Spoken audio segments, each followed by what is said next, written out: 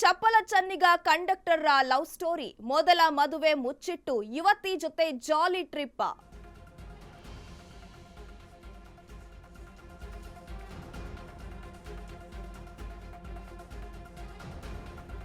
ಮೊದಲ ಮದುವೆ ಮುಚ್ಚಿಟ್ಟು ಯುವತಿ ಜೊತೆ ಜಾಲಿ ಟ್ರಿಪ್. ಬೆಂಗಳೂರಿನಲ್ಲಿ M S Palya to Yelahanka love story ಇದೀಗ ಬೆಳಕಿಗೆ ಬಂದಿರುವಂತದ್ದು. ಟಿಕೆಟ್ ಕೊಡುತ್ತಲೇ ಯುವತಿಯನ್ನ ಪಟಾಯಿಸಿದ್ರು ಕಂಡಕ್ಟರ್ ಎನ್ನುವ ವಿಚಾರಗಳು ಗೊತ್ತಾಗ್ತಿದೆ.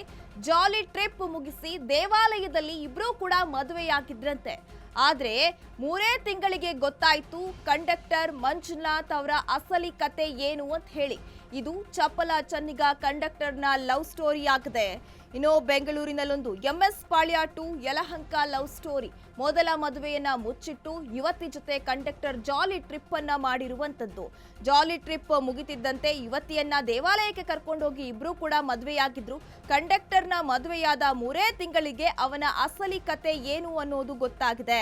ಮದುವೆಯಾಗಿ ಇಬ್ರು ಮಕ್ಕಳಿದ್ರು ಕೂಡ ಯುವತಿ ಬಳಿ ಈ ವಿಚಾರವನ್ನ ಮುಚ್ಚಿಟ್ಟಿದ್ರಂತೆ ಕಂಡಕ್ಟರ್ ಎನ್ನುವ ಒಂದು ಮಾಹಿತಿ ಕೂಡ ಲಭ್ಯವಾಗ್ತಿದೆ.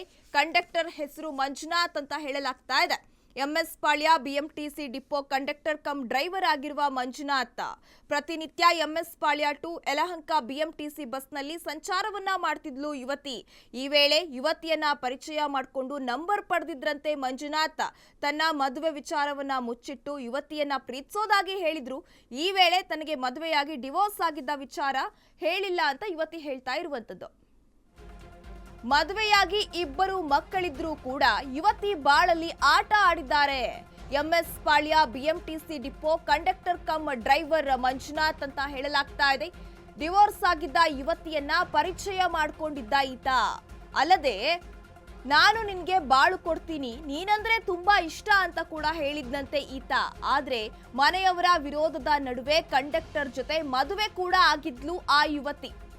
ಮದುವೆಯಾದ 3 ತಿಂಗಳಲ್ಲಿ ನೆಲಮಂಗಲದಲ್ಲಿ ಮಡದಿ ಮಕ್ಕಳಿರೋದು ಇದೀಗ ಪತ್ತೆಯಾಗಿದೆ. ವಿಚಾರ ಗೊತ್ತಾಗೋ ವೇಳೆ ಗರ್ಭಿಣಿಯಾಗಿದ್ದ 2ನೇ ಮಡದಿ ಕೂಡ. ಇನ್ನು ಯುವತಿ ಬೇಡ ಅಂತಿರೋ ಕಂಡಕ್ಟರ್, ನ್ಯಾಯ ಕೊಡಿಸಿ ಅಂತಿರೋ ಸಂತ್ರಸ್ತೆ. ಹಾಗಾದ್ರೆ ಕಂಡಕ್ಟರ್ ಆ ಯುವತಿ ಕತೆ ಪೊಲೀಸ್ ಕಮಿಷನರ್ ಈಗ ಯಾವ ರೀತಿ ನಿರ್ಧಾರ ತಗೊಳ್ತಾರೆ ನೋಡ್ಬೇಕಾಗಿದೆ.